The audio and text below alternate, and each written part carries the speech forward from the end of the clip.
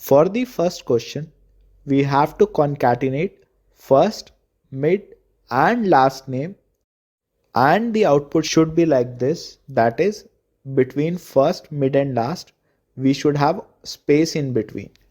For the next question, we have to convert the first name to uppercase letter like this.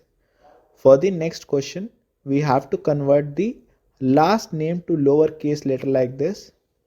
Now we need to generate a letter using our char function. For the next question, we have to generate an email ID like this using our first name, middle name and last name.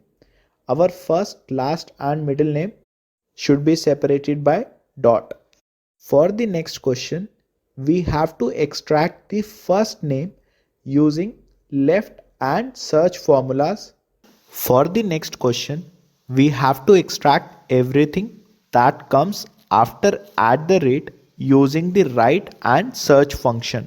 For the next one, we have to extract middle name Paul using mid and search. Make sure all these formulas are dynamic so that they work on any string which has a similar structure. For the next question, we have to replace our middle name by XXX. So here Paul and Charles should be replaced with XXX. As a part of our next question, we have to replace our second dot with underscore. So we should have john.paul_do@techcoach.xyz.pqr as our output. For the final question, we have to extract the month name on the basis of our current month.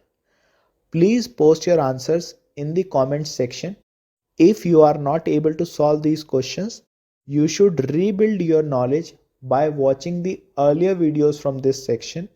You can also verify your answers by looking at the next video.